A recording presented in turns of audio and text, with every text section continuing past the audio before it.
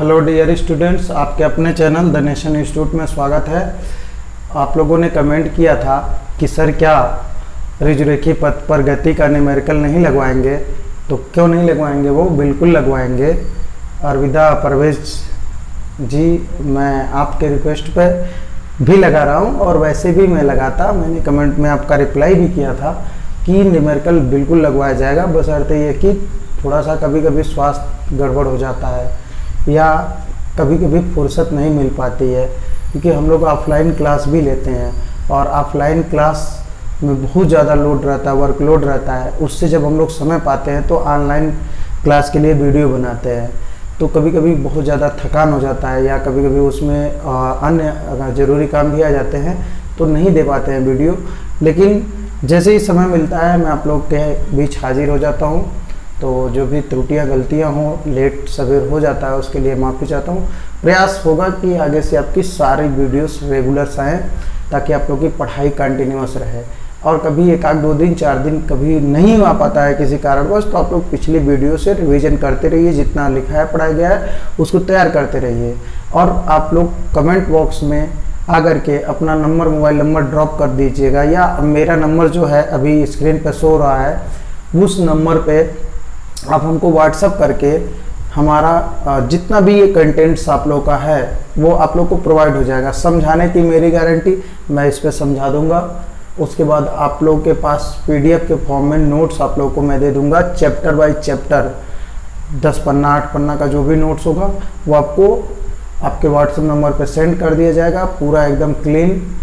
और न्यूमेरिकल भी 1 बाय 1 करके एक एक चैप्टर का सारा न्यूमेरिकल जो है आपको पूरा क्वेश्चन आंसर के फॉर्म में लिखा हुआ और सॉल्व किया हुआ, एकदम आसान से आसान तरीकों में सॉल्व किया हुआ आपको न्यूमेरिकल मिलेगा। और फ्री ऑफ कास्ट, कोई पैसा नहीं लगेगा किसी भी पीडीएफ का, ठीक है। मैं चाहता हूँ कि शिक्षा मुफ्त में मिले आपको। शिक्षा एक व्यापार नहीं है, शिक्षा एक मेरा शौक़ है। मैं ज़्यादा से ज़्यादा लोगों को शिक्षित करना चाहता हूँ और अच्छे से आप लोग पढ़ाई करिए। तो चलिए आज हम लोग न्यूमेरिकल लगाते हैं। तो ऋजुरेखी पथ पर गति हम लोग पढ़े हैं अभी जस्ट कुछ दिन वीडियो में, पहले से 2-3 वीडियो में उसका ऋजुरेखी पथ पर सारी गतियों को हमने बताया। उसका पहला न्यूमेरिकल है, ग्राफ का क्वेश्चंस है। तो चूंकि आप लोग का समय ना जाया ना हो, इस नाते मैं ग्राफ पहले से बना के रखा हूँ, सवाल पहले से लिख करके रखा हूँ। अब आपको केवल और केवल समझाने की देरी है। तो चलिए, कह रहा है कि संलग्न चित्र ए में एक गतिशील वस्तु का समय विस्थापन ग्राफ प्रदर्शित है। तो देखो इस ग्राफ में समय दिया गया है और क्या दिया गया है, विस्थापन दिया गया है, यानी इतना समय पर इस वस्तु का विस्थापन इतना होगा। तो इसको बोलते हैं समय और विस्थापन का ग्राफ। तो जिसमें समय, तो जो चीजें समय को हमेशा नीचे प्रदर्शित करते हैं, जो बदलने वाली चीजें होती हैं, उसको यहाँ पर चाहे वेग हो चाहे विस्थापन हो, इसको क्या करते हैं, ऊर्ध्वाधर वाली लाइन से प्रदर्शित करते हैं। और समय को क्षैतिज, वर्टिकल जो है ये हॉरिजॉन्टल, वो वर्टिकल, ये क्षैतिज प्रदर्शित करते हैं और ये जो है ऊर्ध्वाधर प्रदर्शित करते हैं। तो चलिए इसमें कह रहे हैं संलग्न चित्र ए में एक गतिशील वस्तु का समय विस्थापन ग्राफ क्या है, प्रदर्शित है। तो ये जो है ये आपको दिया गया है, ये वाला जो बी वाला है ये हम आंसर किए हैं, इसको लिखे हैं। अभी आपको ये नहीं दिया गया है, आप सिर्फ इसको समझिए। तो कह रहा है ये प्रदर्शित है। अब कह रहा है कि इस ग्राफ की सहायता से वेग समय ग्राफ बनाइए, यानी इस विस्थापन समय ग्राफ से आप क्या बनाएंगे, वेग और समय का ग्राफ बनाएंगे। लेकिन इसके लिए आपको वेग निकालना पड़ेगा, तब ना आप वेग समय ग्राफ निकालोगे। तो और समझाइए, और क्या करना है, समझाना है आपको। क्या क्या समझाना है कि वस्तु सबसे तेज किस समय अंतराल में चल रही है, इस प्रश्न का उत्तर देना है। फिर वस्तु ने कुल कितनी दूरी तय की, वस्तु ने कुल कितनी दूरी तय की। और फिर इसके बाद है कि वस्तु ने कुल कितना विस्थापन तय किया। और शुरुआत से कह रहा है, शुरुआत से बिंदु ए तक वस्तु का वेग कितना है, ठीक है ना। ये सारे प्रश्नों का आपको क्या करना है, उत्तर देना है, ठीक है ना। तो अब सबसे पहले तो ये देखिए कि आपसे सवाल क्या पूछा है, इसकी सहायता से वेग समय ग्राफ बनाइए। तो ये विस्थापन है ना बहू, क्या है, विस्थापन है। तो आप ये देखिए कि जब 0 सेकेंड पे वस्तु था, चलो हम अभी इसको बना लेंगे। 0 सेकेंड पे वस्तु का विस्थापन क्या था? 0 सेकेंड पे वस्तु का विस्थापन कुछ नहीं था, लेकिन 1 सेकेंड पे वस्तु का विस्थापन कितना हो गया? कितना हो गया 1 सेकेंड पे? 20 मीटर पर वस्तु चला गया। तो 1 सेकेंड के अंतराल में कितना विस्थापन तय किया? 1 सेकेंड के अंतराल में यह विस्थापन तय किया 20 मीटर, ठीक ना। 1 सेकेंड के अंतराल पर कितना विस्थापन तय किया? 20 मीटर। क्योंकि 0 सेकेंड पर यह 0 पर था, 1 मीटर विस्थापन नहीं था। लेकिन कितना सेकेंड के बाद, जो 1 सेकेंड हुआ तो ये कहां पे पहुंच गया? 20 मीटर विस्थापन तय कर लिया, यानी 20 मीटर के निशाने पे पहुंच गया। अभी थका भी तो होगा। तो 1 सेकेंड में, यानी 0 से 1 सेकेंड के समयांतराल में कितना विस्थापन हुआ? 20 मीटर। एक ग्राफों से देखिए, सब ग्राफों से समझ में आ रहा है। 0 से 1 सेकेंड के बीच में विस्थापन हो गया कितना? 20 मीटर। काश के यहाँ 0 पे था और ये हो गया 20 मीटर पे चला गया। अब 1 से 3 के बीच में 20 पे था, 20 पे रह गया। 20 के सीधाई पे था, 20 के सीधाई पे क्या हो गया? रह गया। इसका मतलब कि 1 से 2 और 2 से 3, ये जो 2 सेकेंड का अंतराल है ना, इसमें वो हिला डुला नहीं। का कब हम आराम करेंगे? क्या करेंगे? आराम करेंगे। अब जैसे मान लो आप कहीं जाओ, मान लो आप जा रहे हो गोरखपुर, जा रहे हो, गोरखपुर तो आप नहीं समझोगे, मैं बड़ा एग्जांपल देता हूँ। मान लो आपको दिल्ली से मुंबई जाना है, तो आप जाकर के बीच में रुक गए, 2 दिन 4 दिन रुक गए, तो उस समय आप नहीं ना आगे बढ़े। तो ऐसे ये 0 से 1 सेकेंड के बीच में ये 20 मीटर के सीधाई पे चला गया, लेकिन 1 से 2 सेकेंड बीत गया, अभी भी किसके सीधाई पे है? 20 मीटर के सीधाई पे है। 20 से आगे नहीं बढ़ा। मान लो ये 20 मीटर गया, वहीं पे रुका है, तो 1 सेकेंड बीता, तो 0 सेकेंड से 1 सेकेंड बीता, तो 20 मीटर के सीधाई पे पहुंच गया दौड़ करके। तो 20 मीटर की सीधाई पे पहुंच गया। फिर 1 से 2 सेकेंड बीता, वहीं पे खड़ा रहा। कहां पे खड़ा रहा? 20 पे रह गया। फिर 2 से 3 सेकेंड बीता, वहीं पे खड़ा रहा, 20 के सीधाई पे है। इसका मतलब क्या हुआ कि ये 2 सेकेंड के बीच में कौनो विस्थापन तय नहीं किया। फिर देखिए 3 से 5 सेकेंड के बीच में यह 20 से फिर 0 पे आ गया। तो यानी ये 2 सेकेंडवा में जो 20 मीटर गया था, ये वापस 20 मीटर आकर के 0 पे के सीधाई पे आ गया। यानी जहां से गया था वहीं पे, 0 से गया था 0 पर आ गया। इसको ऐसे समझो, ये 0 है, ये 20 पर गया था, ठीक है। कितना सेकेंड में? 1 से 0 से लेके 1 सेकेंड में ये कहां पे गया था? 20 पे गया था। फिर ये रेस्ट पीरियड मारा, 1 से 2 और 2 से 3, 2 सेकेंड रेस्ट मारा। फिर 3 से 5 में ये फिर क्या हो गया? रिटर्न आ गया। ये 0 से 1 में गया था 20 मीटर, और फिर 3 से 5 सेकेंड, यानी 1 सेकेंड में गया था और वापस ही 2 सेकेंड में किया, ठीक है ना। तो ये चीज चलिए, तो आप हर एक समय अंतराल का वेग निकाल लीजिए। तो पहला इसके और इसके बीच में ग्राफ है ना, 0 और 1 के बीच में ये लाइन गई है ना, तो इसके बीच का आप अंतराल निकालो। तो यहां पे हम निकालेंगे 0 से 1 सेकेंड के बीच वस्तु का वेग। तो 0 से 1 सेकेंड के बीच जब वस्तु का वेग निकालेंगे, ये मान लीजिए v1 है, तो 0 से 1 सेकेंड के बीच का जो वेग होगा वह विस्थापन बटे समय। तो 0 से 1 सेकेंड के बीच का जो वेग है वह विस्थापन कितना हुआ है? 20 मीटर। अब बटे समय कितना है? 0 से 1 सेकेंड। तो विस्थापन है बाबू 20 मीटर और समय कितना लगा है? 1 सेकेंड। तो ये हो गया v1 जो हो गया 20 मीटर प्रति सेकेंड। यानी 0 से 1 सेकेंड के बीच जो इसका वेगवा था वो कितना था? 20 मीटर प्रति सेकेंड था। अब चलिए, अब यहां से यहां तक लाइन गई है, तो ये 1 से लेके 3 सेकेंड के बीच का आप वेग निकाल लीजिए। तो 1 से लेकर के 3 सेकेंड के बीच वस्तु का वेग, इसको v2 मान लो। अब बताओ, 1 सेकेंड पर भी 20 पे था, और 3 सेकंड पर भी 20 पे था, तो 1 मीटर घुस का नहीं घुस का। प्रारंभिक स्थिति भी 20 पर है और अंतिम स्थिति भी 20 पर है, तो अंतिम स्थिति में से प्रारंभिक स्थिति को घटाएंगे, विस्थापन निकलेगा, तो 20 माइनस 20 0। तो 20 पे था, 20 पे रह गया 2 सेकंड में, वही घेरुआ बैठा है। तो ये हो जाएगा विस्थापन हो जाएगा 0।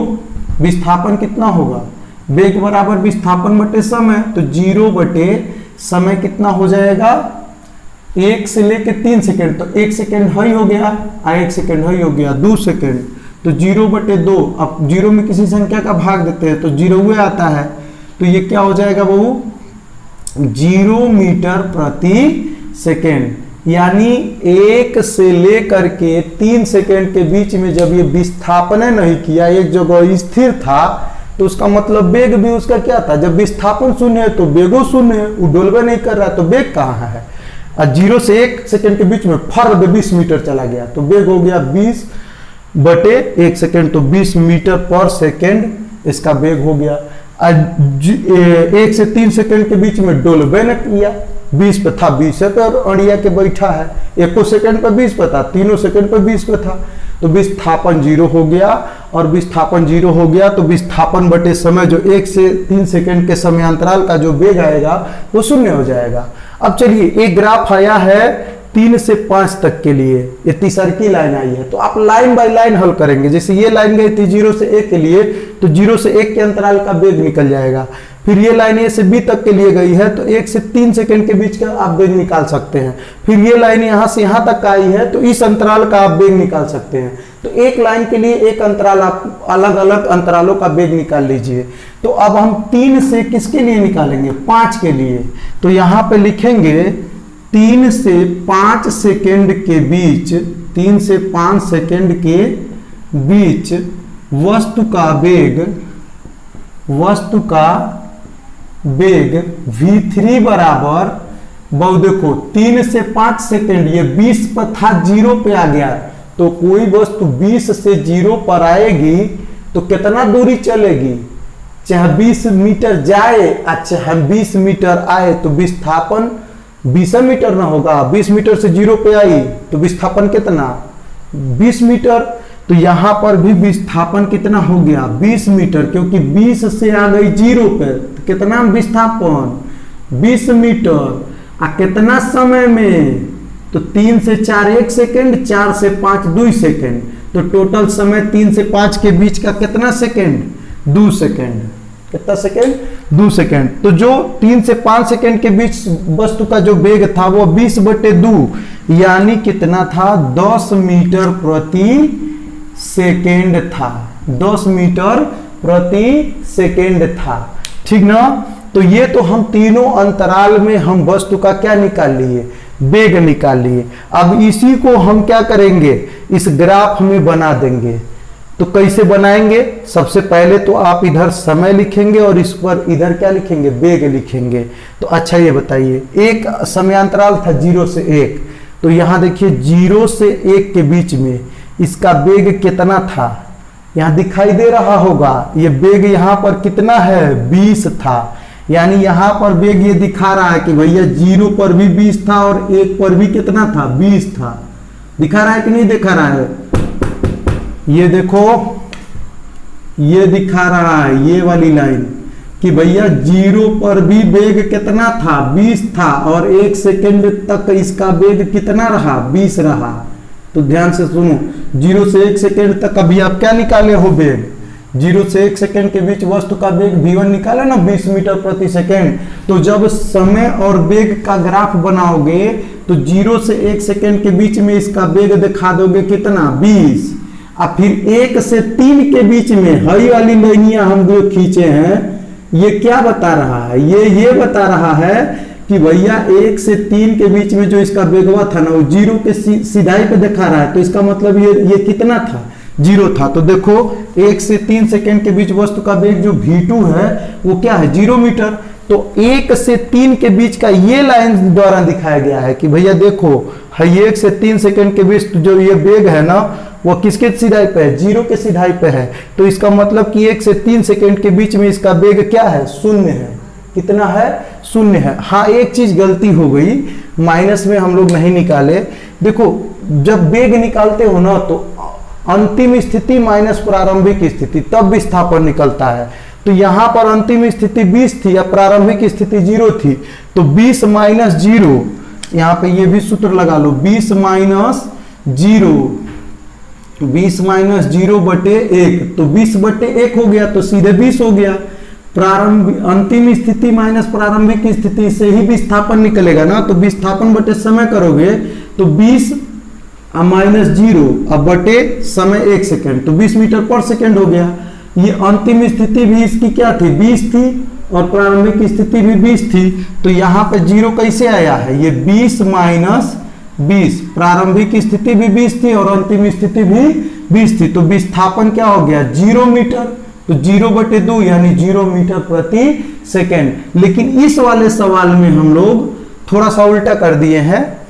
अंतिम स्थिति किस पर थी, अंतिम स्थिति किस पर थी, 20 पे थी, अब प्रारंभिक स्थिति किस पर, सॉरी अंतिम स्थिति, अंतिम में कहां पहुंचा था, 0 पे, प्रारंभ में 3 सेकेंड पे कहा था, 20 पे था, तो प्रारंभिक स्थिति 20 मीटर, अंतिम स्थिति क्या थी 0, तो अंतिम माइनस प्रारंभिक, तो अंतिम माइनस प्रारंभिक, तो अंतिम 0 पर पहुंच गया। अब प्रारंभिक कितना था, 20 था, तो ये हो जाएगा आपका माइनस 20 बटे 2, तो ये कितना हो जाएगा माइनस 10 मीटर प्रति सेकेंड, ठीक है ना। तो इसका वेग जो v3 है 3 से 5 सेकेंड के बीच जो वस्तु का वेग v3 है माइनस 10 मीटर प्रति सेकेंड। चूंकि वेग ऋणात्मक नहीं लिया जाता है, लेकिन यहाँ ऋण चिन्ह केवल हम लोग प्लस माइनस ग्राफ में दिखाने के लिए लिए हैं, ठीक ना।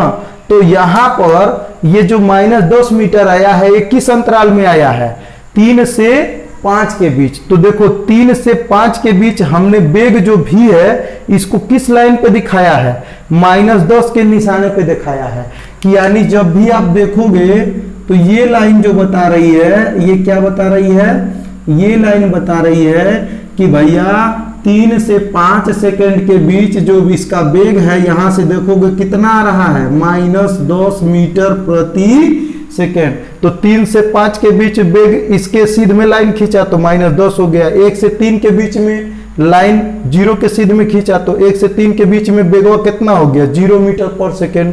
फिर 0 से 1 सेकेंड के बीच में लाइन किसके सीध में खींचा 20 के, तो इसका मतलब 0 से 1 सेकेंड के समय अंतराल में जो वेग है वो 20 मीटर प्रति सेकेंड है।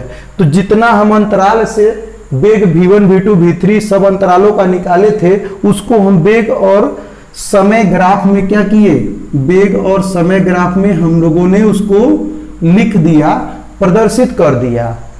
तो अब तो हो गया, ये तो समझ में आ गया। अब सवालों का उत्तर देना है, तो हम अंतराल में, हर अंतराल में वेग निकाल लिए हैं। अभी बताओ तीनों अंतराल में सबसे ज्यादा वेग कोना में है, तो 0 से 1 सेकेंड के बीच में वस्तु का वेग जो है 20 मीटर प्रति सेकेंड है। 1 से 3 में बैठा था तो 0 मीटर पर सेकेंड है। 3 से 5 में माइनस 10 मीटर, ये तीनों में ज्यादा किस अंतराल में वेग है, तो जाहिर सी बात है देखोगे तो यही आपको ज्यादा दिखाई दे रहा है। तो आपसे पहला सवाल पूछा था वस्तु सबसे तेज किस समय अंतराल में चल रही थी, तो इसका उत्तर जो हो जाएगा यहीं पे मैं लिख दे रहा हूं, 0 से 1 सेकेंड के समयांतराल में सबसे तेज चल रही थी। एक लाइन में उत्तर, एक लाइन भी नहीं है, एक शब्द में है। बशर्ते आपको ये चीज निकालने के लिए पहले हर अंतराल का वेग क्या करना पड़ेगा, निकालना पड़ेगा, तब ना बताओगे कि इन तीनों अंतरालों में से जो 0 से 1 का अंतराल है उसमें वेग सबसे ज्यादा है 20 मीटर प्रति सेकेंड। तो ये पहला सवाल पूछ रहा था वस्तु सबसे तेज किस समय अंतराल में चल रही थी, तो 0 से 1 सेकेंड के समय अंतराल में वस्तु का वेग 20 मीटर प्रति सेकेंड था, यानी सबसे ज्यादा था। ठीक है, फिर आता है कि वस्तु ने कुल कितनी दूरी तय की। मैं आपको दूरी बताया था कि कोई वस्तु जिस रास्ते से जाती है उस रास्ते की जो लंबाई है, ठीक है ना, वही क्या कहलाती है, दूरी कहलाती है। तो भैया ये 20 मीटर गई थी और फिर 20 मीटर वापस आई थी। भाई 0 से 1 सेकेंड के बीच में 20 मीटर गई और फिर 3 से 5 सेकेंड के बीच में 20 मीटर वापस आ गई। कहां पे आ गई, 0 पे। तो 0 से 20 मीटर गई और 20 मीटर आई, तो 0 से 20 मीटर जाने में या 20 मीटर आने में तो कुल दूरी कितना हो जाएगा 20 धन 20 यानी 40 मीटर। कितना मीटर 40 मीटर। तो वस्तु ने कुल कितनी दूरी तय की, तो दूरी बराबर हो जाएगी 20 मीटर और धन 20 मीटर। शुरुआत से वस्तु कितना है, ये मिट गया है, तो बराबर कितना मीटर हो जाएगा बहु 40 मीटर इसका उत्तर हो जाएगा।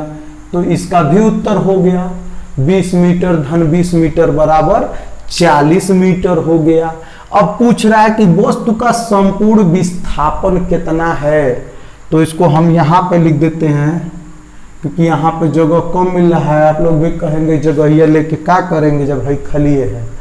तो तीसरका का जो है संपूर्ण विस्थापन शून्य होगा।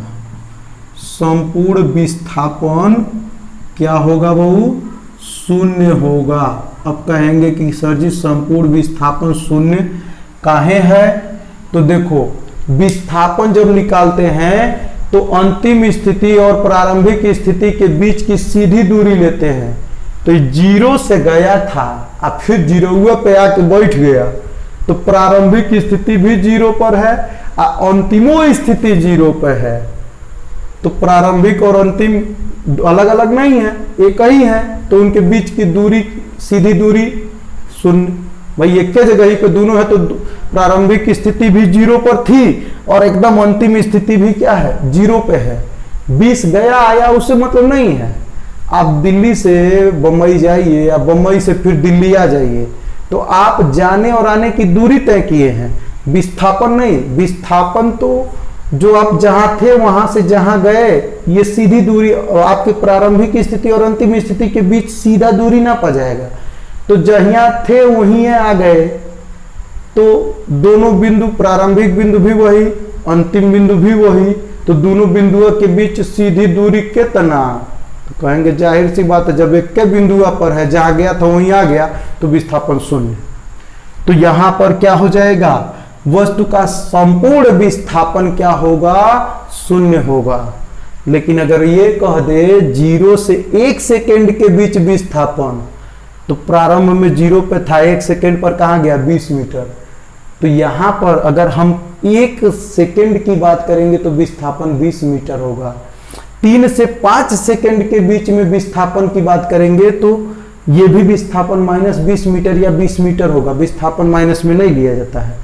लेकिन संपूर्ण विस्थापन की बात किया है, यानी 0 से 5 सेकेंड के बीच बताइए, तो संपूर्ण समय में टोटल विस्थापन जहां से चला था वहीं पे 0 से चला था 0 पे आ गया, तो संपूर्ण विस्थापन शून्य है। लेकिन 0 से 1 सेकेंड के बीच का विस्थापन शून्य नहीं है, क्योंकि वो दूर हो गया है, प्रारंभिक बिंदु अलग है और अंतिम बिंदु अलग है इस अंतराल के लिए। और 3 और 5 के अंतराल के लिए भी प्रारंभिक और अंतिम बिंदु अलग अलग है। लेकिन संपूर्ण विस्थापन पूछा तो संपूर्ण यात्रा में प्रारंभिक बिंदु और अंतिम बिंदु एक ही है, इस नाते विस्थापन शून्य हो गया।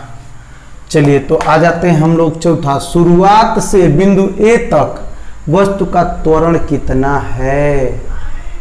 वस्तु का त्वरण कितना है, अब ये बताओ भाई, शुरुआत से बिंदु ए तक वस्तु का त्वरण कितना है। ठीक है, तो त्वरण बराबर विस्थापन बटे समय। तो बताओ चौथा का उत्तर त्वरण बराबर, तो देखिए त्वरण चौथा क्वेश्चन पूछ रहा है शुरुआत से बिंदु ए तक का वस्तु का त्वरण कितना है। तो त्वरण बराबर होता है वेग परिवर्तन बटा समय। क्या होता है वेग परिवर्तन बटा समय। तो यहां पर कहा है 0 से 1 सेकेंड के बीच में वेगवा एकदम बराबर था। कितना 0 से 1 सेकेंड के बीच में वेगवा एकदम बराबर था, 20 का 20 है। 0 पर भी 20 मीटर था और 1 सेकेंड पर भी क्या था 20 मीटर था। यानी यहां से ए तक का उसका लगातार वेग 20 मीटर प्रति सेकेंड था। ना घटा ना बढ़ा, तो वेग में परिवर्तन कितना हुआ? 0। तो वेग में परिवर्तन 0 हुआ। काहे से कि 0 से 1 मीटर के बीच में वेग 20 मीटर दिखाए हो ना। 0 से 1 सेकेंड के समय अंतराल के बीच में वेग इसका क्या था? 20 मीटर प्रति सेकेंड। तो यानी 0 पर भी 20 मीटर प्रति सेकेंड था और 1 सेकेंड पर भी 20 मीटर प्रति सेकेंड था। तो वेग जितना था उतना रह गया। तो परिवर्तन कितना हुआ? घटा या बढ़ा कितना? 0 ना। तो वेग परिवर्तन बटा समय, तो वेग परिवर्तन हो गया 0 और समय हो गया कितना? 0 से 1 के बीच में, 0 से 1 के बीच में, शुरू से 1 के बीच में 1 सेकेंड बीता, तो 0 बटा 1 यानी 0 मीटर प्रति सेकेंड स्क्वायर। तो त्वरण आ जाएगा कितना? 0 मीटर प्रति सेकेंड स्क्वायर।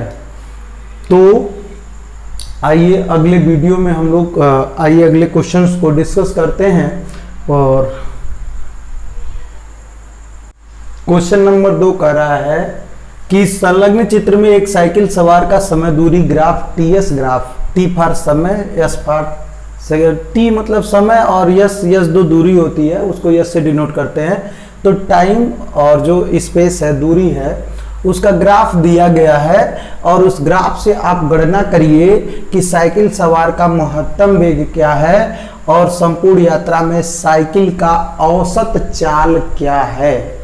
ठीक है, पहले एक चीज का ध्यान दीजिए, क्योंकि अक्षर छोटा छोटा लिखा जा रहा है और वीडियो के रेजोल्यूशन को अगर आपको स्पष्ट नहीं दिखाई दे रहा है तो उसको 360 480 पे करके आप इसको स्पष्ट देख सकते हैं। 380 420 पिक्सल रिजोल्यूशन आप YouTube में सेट कर दीजिएगा, बहुत अच्छे क्वालिटी में आपको वीडियो दिखाएगा। अगर आप 144 240 पे देखेंगे तो वो फिर क्वालिटी नहीं उतनी अच्छी आएगी। 360 पिक्सल पे कर लीजिए या 480 कर लीजिए और उस पर भी नहीं स्पष्ट 720 कर लीजिए, बहुत क्लियर दिखाई देगा। ठीक है, तो ये कभी कभी कुछ 1-2 बच्चे कह देते हैं। तो देखो वो ये वीडियो जो है मार्कर और व्हाइट बोर्ड पे शूट होती है, तो अब अच्छे क्वालिटी में देखोगे तो खूब अच्छे से इसका एक छोटा छोटा फॉन्ट भी आपको पता चलेगा। जब आप उसकी क्वालिटी को खराब कम करोगे तो फिर वो वीडियो क्वालिटी लो हो जाती है। इस नाते आपसे रिक्वेस्ट है, अगर आपको स्पष्ट नहीं दिखाई दे रहा है, अक्षर छोटा दिख रहा है, स्पष्ट नहीं दिख रहा है, तो आप अपने वीडियो के रेजोल्यूशन को बढ़ा लीजिए और आपको स्पष्ट दिखाई देने लगेगा। और वैसे आपके सारे क्वेश्चंस आपके बुक में दिए गए हैं, मैं तरीका बता दे रहा हूँ कि कैसे हल करना है, फिर आपको PDF फॉर्म में मैं आप लोगों को उपलब्ध करा दूंगा। तो उसके लिए आप मुझे मैसेज कर दीजिएगा व्हाट्सएप पे कि सर मुझे फिजिक्स 11 का हमको न्यूमेरिकल और थ्योरी दोनों दे दीजिए, तो मैं न्यूमेरिकल थ्योरी दोनों आप लोगों को नोट्स आपके व्हाट्सएप पे सेंड कर दूंगा, चैप्टर वाइज पूरा एक एक क्वेश्चंस का, वो भी निःशुल्क, कोई शुल्क नहीं। तो चलिए क्वेश्चन नंबर 2 देखते हैं। संलग्न चित्र में एक साइकिल सवार का समय दूरी TS ग्राफ बनाया गया है। ग्राफ से गणना कीजिए कि साइकिल सवार का महत्तम वेग और संपूर्ण यात्रा में साइकिल की औसत चाल। तो मैं आपको एक ही बात बताता हूं कि कभी भी समय और दूरी, चाहे समय विस्थापन, समय वेग का कोई भी ग्राफ हो, तो आप इससे देखिएगा कि पहला ये जो पहली लाइन गई है ना, ये 0 से 2 सेकेंड के बीच में है, तो ये एक अंतराल बनेगा। फिर ये एक लाइन जो यहाँ से बेंड हुई है सीधा होकर के 20 के सीध में चली गई है, तो ये 2 से 3 के बीच में एक अंतराल बनेगा। फिर यहाँ से तिरछा होकर के यहाँ तक चली गई है, तो ये कहाँ से गई है? 20 से लेकर के और 35 तक गई है, क्योंकि 30 और 40 के बीच में है, तो ये 35 तक गई है। तो ये एक अंतराल बनाएगी 3 से 5 के बीच में। तो यानी जितनी लाइनें हैं ग्राफ में उतने अंतराल में आप अलग अलग अंतराल में अलग अलग उनका हम चाल क्या करेंगे? निकालेंगे। तो यहाँ पर वेग या चाल बात एक ही, महत्तम वेग पूछ रहा है, तो यहाँ दूरी दिया है और यहाँ समय दिया है, इसको चाल पूछना चाहिए था, क्योंकि दूरी बटे जब समय करेंगे तो चाल ही निकलेगा। तो यहाँ वेग पूछ दिया है, तो वेग और चाल में आप लोगों को मैं अंतर बताया था कि वेग में दिशा होती है जबकि चाल में दिशा नहीं होती है। तो यहाँ महत्तम वेग पूछा है, तो वही आप चाल निकालेंगे, वही उसका वेग हो जाएगा, क्योंकि दिशा के साथ आ जाएगा उसमें। तो साइकिल सवार का महत्तम वेग या महत्तम चाल जो भी आप यहाँ पर लिखना चाहें, हम यहाँ चाल होना चाहिए, क्योंकि यहाँ दूरी दिया है ना, तो यहाँ चाल होना चाहिए। बुक में आपके वेग दिया है तो इसको चाल कर लीजिएगा। ठीक है, क्योंकि दूरी बटे समय जब भी निकालोगे तो चाल निकलेगी, विस्थापन बटे समय करोगे तो वेग निकलेगा। इस नाते यहाँ पे जो बुक में वेग दिया है उसको आप महत्तम चाल में बदल लीजिए, ये थोड़ा सा उचित रहेगा। हालांकि चाल और वेग में ज़्यादा डिफरेंस नहीं होता है, केवल वेग जो है सदिश होता है और चाल अदिश होता है। तो चाल का सूत्र होता है दूरी बटा समय, अदिश राशि बटे समय, और वेग बराबर होता है विस्थापन बटा समय।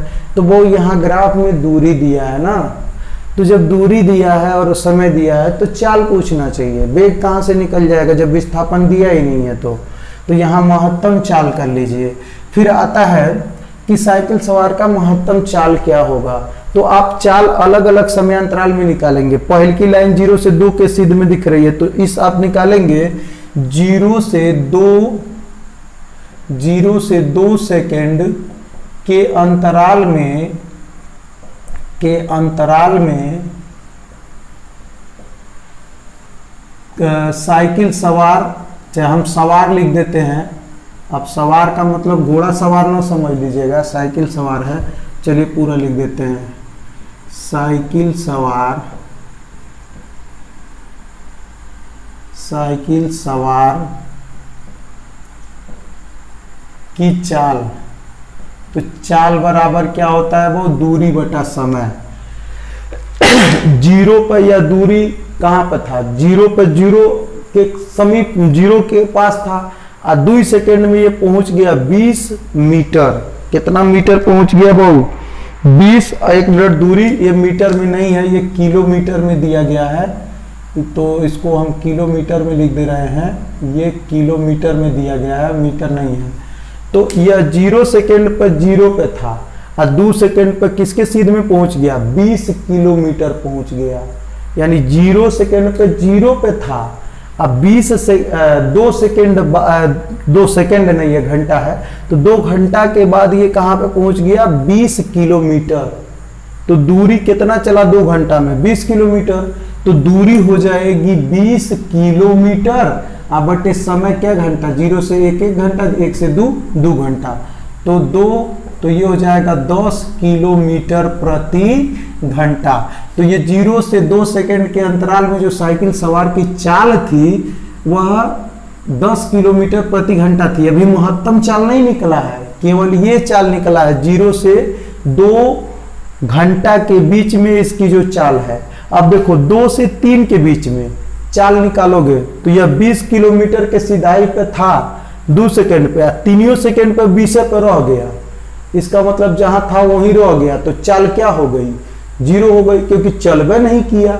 2 घंटा पे जब बीता तो अभी भी 20 किलोमीटर के सीधाई पे था, और 3 घंटा बीत गया 20 के सीधाइये पे रह गया, 20 से तनको आगे नहीं बढ़ा। तो 2 से 3 सेकेंड के बीच में दूरी चली गई, दूरी कुछ भी नहीं है, क्योंकि 20 पे था 20 पे रह गया।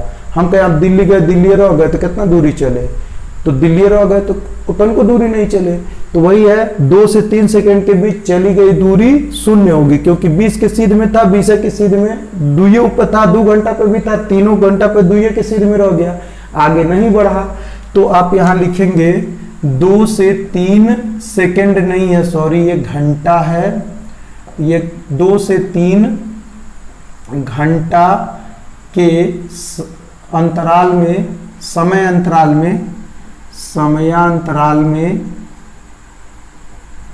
में साइकिल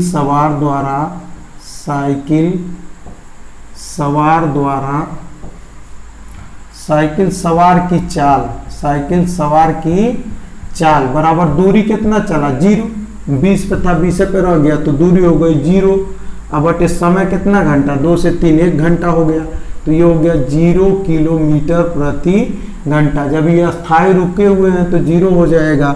अब एक अंतराल और बचा है 3 से 5 के बीच का, तो फिर लिखेंगे 3 से 5 घंटा के समयांतराल में, यहाँ समयांतराल में लिखना था, समयांतराल में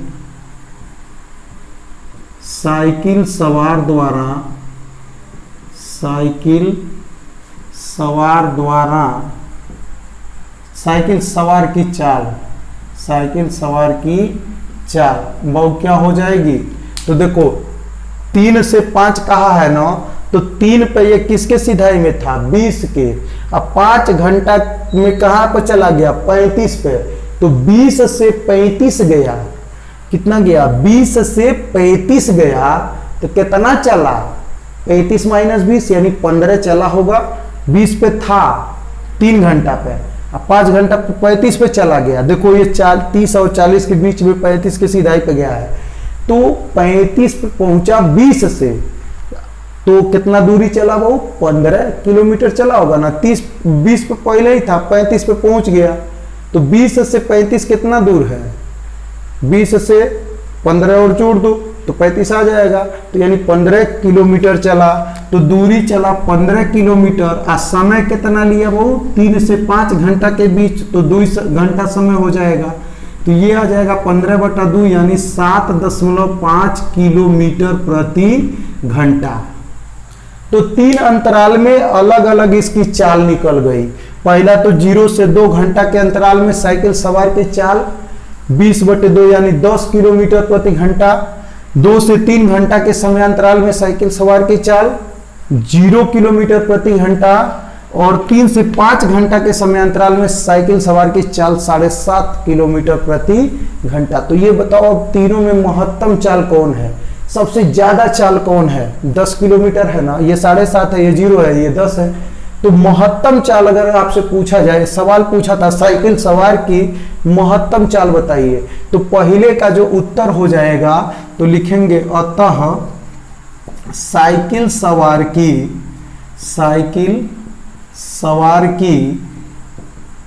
महत्तम चाल बराबर 10 किलोमीटर प्रति घंटा, यही होगा। अब बात आती है कि संपूर्ण यात्रा में साइकिल की औसत चाल। तो देखो जब कभी भी औसत पूछा जाएगा ना, तो औसत चाल पूछ रहा है तो दूरी बटा समय होता है चाल का ना। तो जब औसत कर दिया तो कुल दूरी बटा कुल समय, औसत चाल का सूत्र होता है कुल दूरी बटा कुल समय। तो चलिए हम लोग लिखते हैं दूसरा वाला, साइकिल सवार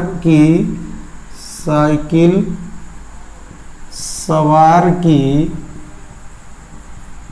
औसत चाल, संपूर्ण यात्रा में औसत चाल बराबर हो जाएगा कुल दूरी बटा कुल समय। अब ये बताइए बाबू कुल दूरी कितना होगा, कुल दूरी ये 35 किलोमीटर चला है, 20 पहले चला था, 15 बाद में चला है, तो कुल दूरी ये कितना चला, 35 किलोमीटर ना। तो कुल दूरी हो गई 35। अब बटे कितना समय में चला है, टोटल समय 5 घंटा लगाया 35 किलोमीटर जाने में, तो कुल समय हो गया 5 घंटा। तो काट देंगे 7 × 5 = 35, तो 7 किलोमीटर प्रति घंटा जो होगा यह इसका साइकिल सवार का क्या हो जाएगा, औसत चाल हो जाएगा। तो ये ग्राफ का क्वेश्चन है, बहुत अच्छे से आप लोग समझ गए होंगे। ग्राफ में कहीं से कोई दिक्कत नहीं होगी। वीडियो काफ़ी लंबा हो रहा है, इस नाते एक वीडियो में 2 से 3 सवाल ग्राफ के चलेंगे और आप लोग को धीरे धीरे इसमें कुल जो है कि लगभग 16 क्वेश्चंस हैं, जिसमें से 10-12 क्वेश्चन हमको लगता है ग्राफ के होंगे। ग्राफ के 6-7 क्वेश्चन है, 6 क्वेश्चन ग्राफ के हैं। तो ग्राफ के जो 6 क्वेश्चन आपको वो 2 वीडियो में 2-2, 3-3 क्वेश्चंस के माध्यम से दे दिए जाएंगे 2-3 वीडियो में, और बाकी जो सवाल रहेंगे वो एक ही वीडियो में लगवा देंगे, क्योंकि ग्राफ का क्वेश्चंस लंबा होता है, उसको समझाने में भी समय लगता है, और चूंकि कठिन होता है यहाँ पे अगर सही ढंग से नहीं समझाया जाए तो समझ में भी नहीं आता है। तो इस नाते ग्राफ के जो क्वेश्चन मैं करवा रहा हूँ वीडियो काफ़ी लंबा हो जाएगा, आप लोग बोर हो जाएंगे। इस नाते ये 2-2 सवाल ही एक वीडियो में आप लोग को मिलेंगे, 2 या 3 वीडियो में ग्राफ के क्वेश्चन करवा देंगे। फिर उसके बाद इसका पूरा जितना क्वेश्चन बनता है उसको भी 2 या 3 वीडियो में करवा देंगे। धन्यवाद।